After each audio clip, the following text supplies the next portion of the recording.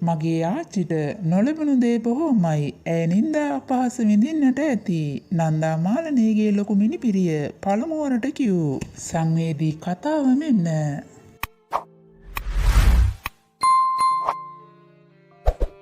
විශාරද නන්දා මාලනිය යනු මගේ ආච්චි අත්තම්මා බව මා කිසි දිනක උලුප්පා කියා නැත.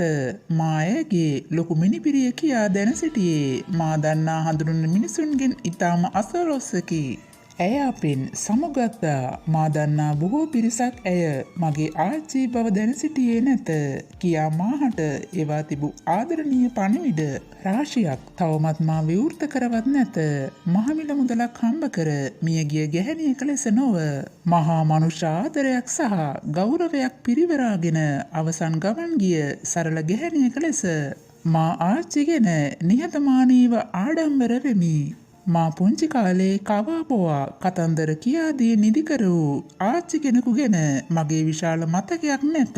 නමුත් ඊට වඩා මගතොටේ දකින සරල අව්‍යාජ මිනිසුන් මා ළඟට විත් ඔයාගේ ආච්චි අම්මා නම් පිනට පහළ වෙච්ච කෙනෙක්. අපි හරිම ආදරේ එතුමියට අපේ ආයුෂත් තරම් ජීවත් වෙන්න ඕනේ මිනිස්සු තමයි ඒ.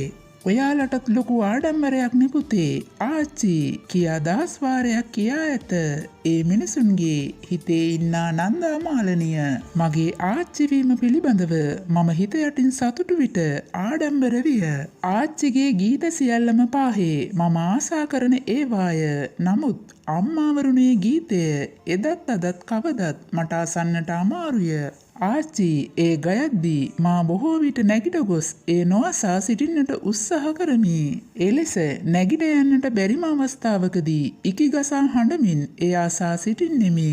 ආච්චි මගේ අම්මට වඩා මගේ තාත්තාට ආදරය කළාය. මගේ තාත්තාගේ තාත්තා ධර්මසිරිගමගේ වීම නිසා ආච්චි සීයාට ඉතා ලෙන්ගතුව සිටියාය. මගේ සීයා ගැන දන්නා ඕනම කෙනෙක් ඔහුගේ බෝසත් ගුණ ගැන දන්නවාය. ආච්චි ලේසියෙන් අඬනවා අපි දැක නැත.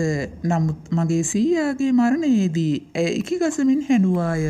සීයා තරමටම නැති වුණත් මගේ තාත්තත් නිමිච්ච චරිතයකි. ඒ නිසාම ආච්චි ඔහුට ඉතා ආදරය කළාය. මේ සියල්ලම ඉතාම මිහිරි මතකය. ආච්චිගේ ජීවිතය සරලය. නැති වූ බොහෝ දේ ඇත. ලබාගත් බොහෝ දේද ඇත. නින්දා ප්‍රශංසා ගැරහුම් අවලාද සියල්ලම පහේ විඳින්නට ඇත. නමුත් ඇයට සම කරන්නට කෙනෙකු නැවත බිහිවන්නේ නැත.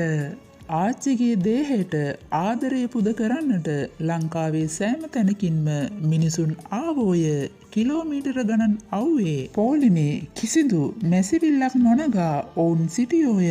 වයස් පරතර පන්ති පරතර කිසිවක් නැත.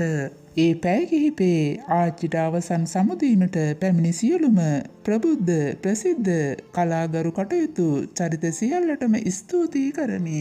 නමුත් පෝලිමේ ඇවිදවිත් වෙවුලන අත්තකුරෙන් 3-4ට නැවූ පුංචි කොළ කෑල්ලක ආදරේ කියා ලියා එය අපේ අම්මාගේ පුංචිගේ අතේ මිටමොලවා කිසිත් නොකියා හඬමින් ගිය අහිංසක මනුස්සයාටත් මිස් මම කොසු විකුණන මනුස්සෙක් මැඩම්ගේ ගේ ළඟින් ගියොත් මැඩම් මගෙන් අනිවාර්යෙන් කොස්සක් ගන්නවා කියා දේහයට වැඳ කැමරාවට මුහුණ නොපෙන්වා ගිය මනුස්සයාටත් කකුල් දෙක නොමැතිව අතේ වාරුවෙන් පැමිණ අවසන් සමුදීමට පැමිණි මනුස්සයාටත් අතින් ගෙතූ මල් මාලයක් එක රෝස මලක් ගෙනවිත් ආච්චිට ආදරින් සමුදුන් සාමාන්‍ය රසිකයාටත් හිස නමා ආචාර කරමි. ගරු කරමි. පින් දෙමි. ලෝකයක් ඉදිරියේ උණගුලියන් ගෙනා බඳින ගැයූ විශාරද නන්දා මාලනියට හදවතින්ම ගරු කරමි. නමුත් ඇගේ නිවසට ගිය විට කොහමද පුතේ දැන් ඔයාලගේ බලු පැටියා දඟයිද තාම කියා ආසා පින්තූර පෙන්වූ විට ඒවා බලා සතුටු වී තේ සහ බිස්කට් දුන් ආච්චිට නිතතින්ම ආදරය කරමි. ඉතින් ආදර ආච්චි නිවනින්ම සැනසේවා.